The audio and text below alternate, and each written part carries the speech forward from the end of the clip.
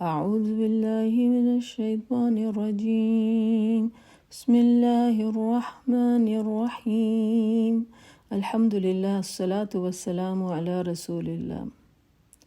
ہارون رشید بڑے مشہور اپنے زمانے کے خلیفہ وقت تھے، عباسی خاندان سے ان کا تعلق تھا۔ کہتے ہیں کہ ایک عالم دین ان کو ایک دفعہ ان کے پاس ملاقات کے لیے آتے ہیں اور باتوں باتوں میں ان سے کہتے ہیں، ایک پانی کا گلاس جو ہے وہ پانی مانگتے ہیں پینے کے لیے۔ تو وہ جب پانی پیش کیا جاتا ہے تو وہ سوچتے ہیں کہ وہ کوئی نصیحت کر کے جائیں خلیفہ وقت کو۔ تو ان سے پوچھتے ہیں کہ اگر یہ پانی سے تم محروم کر دیے جاؤ تو تم کیا قیمت دو گے اس پانی کے گلاس کے لیے؟ یعنی تم تڑپ رہے ہو پیاس کے ساتھ، تو تم کیا اس کی قیمت دو گے؟ تو ہارون رشید کہتے ہیں میں اپنی آدھی بادشاہی جو ہے، آدھی مملکت جو ہے اس کے کسی حوالے کر دوں گا کہ اگر میں پانی کے لیے ترس رہا ہوں۔ پھر وہ پوچھتے ہیں کہ اگر تم اس پانی کو پینے کے بعد اپنے جسم سے خارج نہ کر سکو اور بیمار ہو جاؤ اور سخت تکلیف میں ہو تو اس پانی کو، یعنی جو کہ اب تم اپنے جسم سے جو خارج نہیں کر سک رہے ہو، اس کے لیے تم کیا قیمت دو گے؟ تو پھر وہی جواب دیتے ہیں کہ میں اپنی باقی کی بھی آدھی مملکت جو ہے وہ دے دوں گا۔ تو اس کے اوپر وہ مسکراتے ہیں اور کہتے ہیں کہ کیا حیثیت ہے تمہاری اقتدار کی اور تمہاری مملکت کی اور تمہاری بادشاہی کی کہ ایک پانی کے گلاس جو ہے وہ زیادہ قیمتی ہے اس سے۔ تو جب میں نے یہ واقعہ پڑھا تھا تو مجھے اچانک سورہ ملک جو ہے وہ یاد آ گئی کہ اعوذ باللہ من الشیطان الرجیم تبارک الذی بیدہ الملک وہو علی کل شیء قدیر، کہ بڑی بابرکت وہ ذات ہے جس کے ہاتھ میں تمام بادشاہی ہے اور وہ ہر چیز کے اوپر جو ہے قادر ہے۔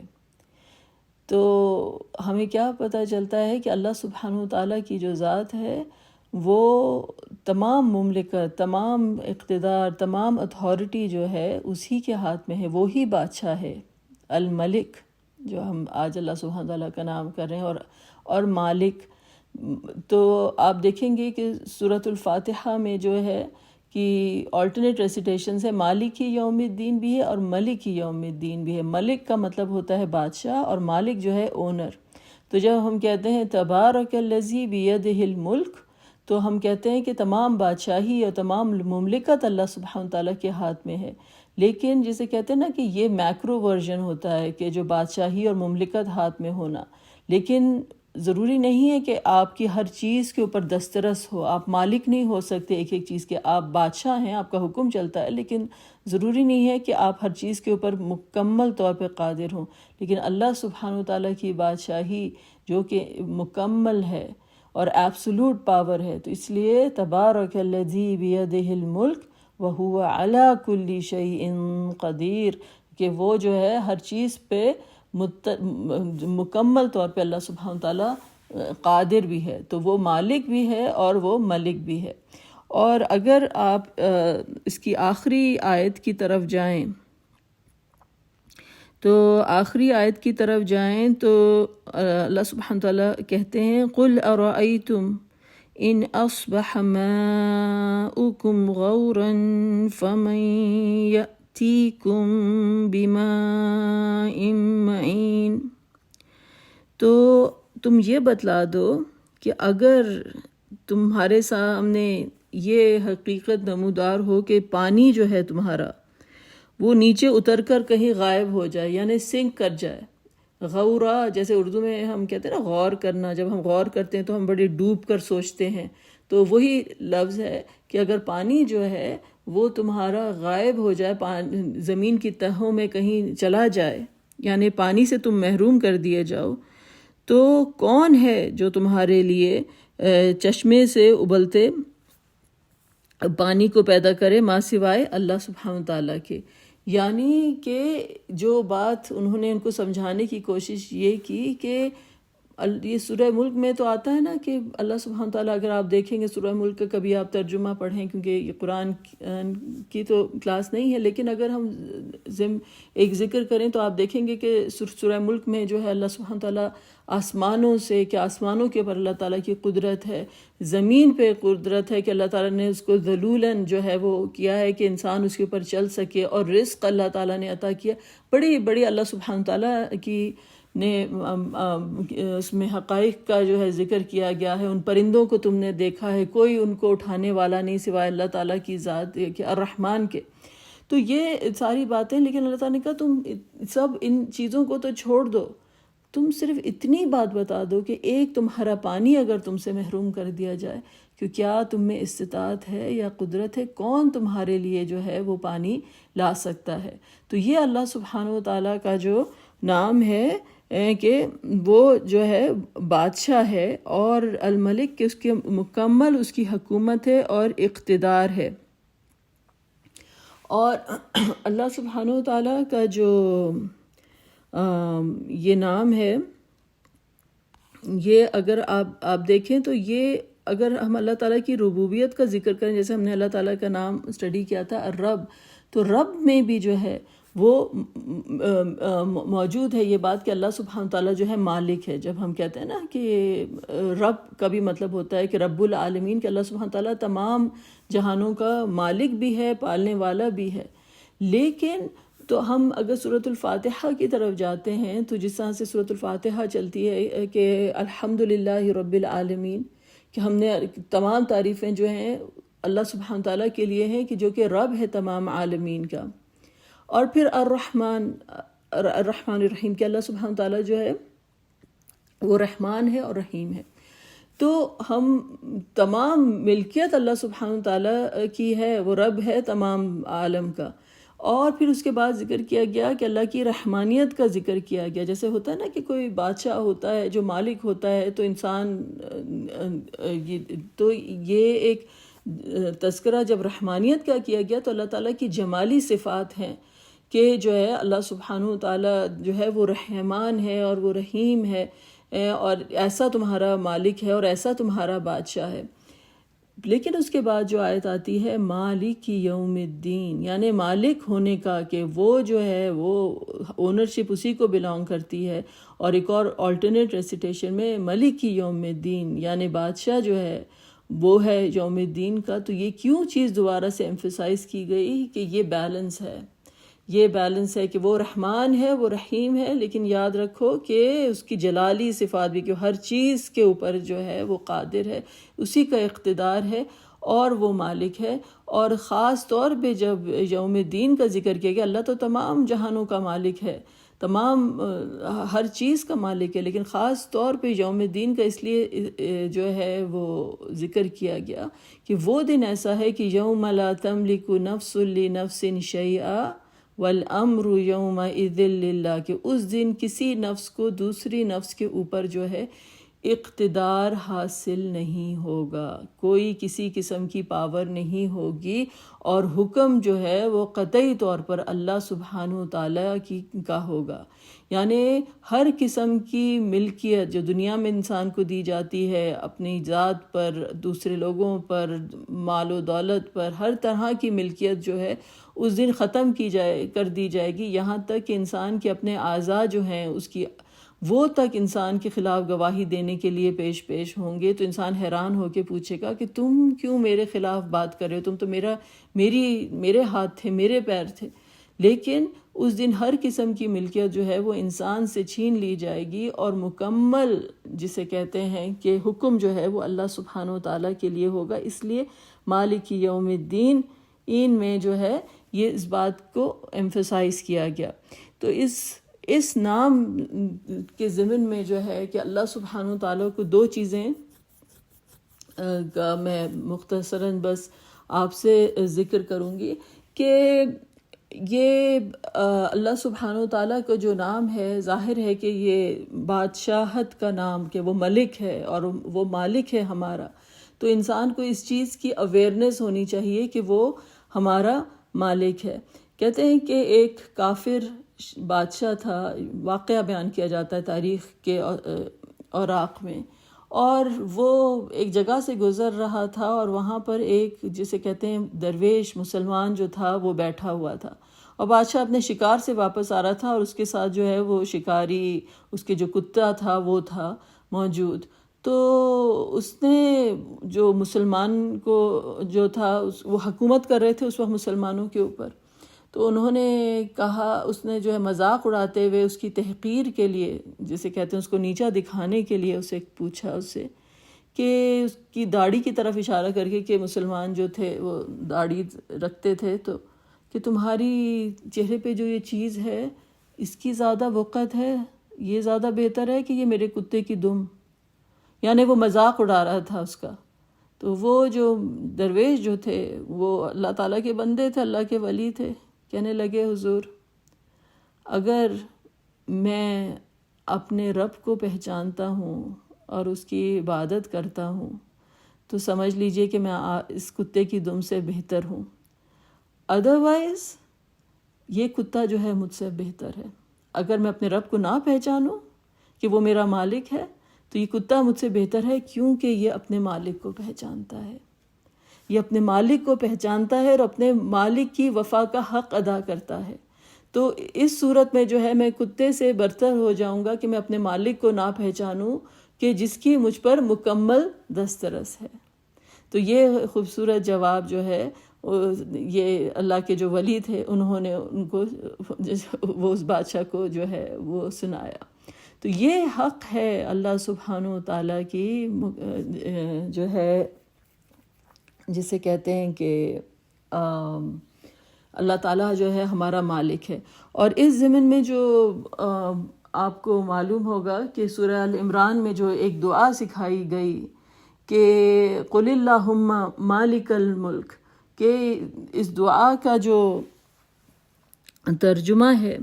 کہ اللہ تعالیٰ کو پکارا گیا، اور اللہ سبحانہ تعالیٰ کو کس نام سے پکارا گیا؟ اللہم، یعنی عام طور پہ جو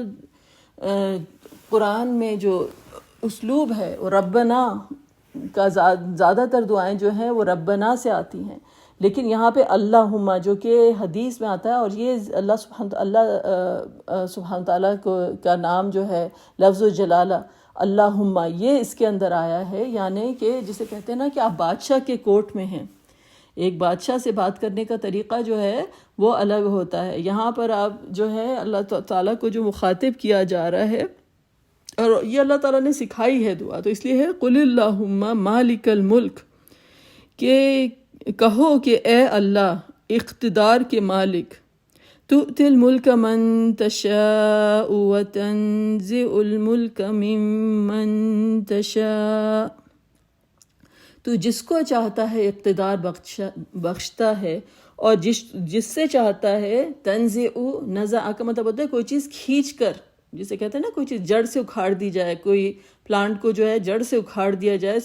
لگے کہ وہ پورا جمع ہوا ہے پلانٹ زمین میں لیکن اس کو نوچ کے نکال دیا جائے، تو نزع کا یہ مطلب ہوتا ہے۔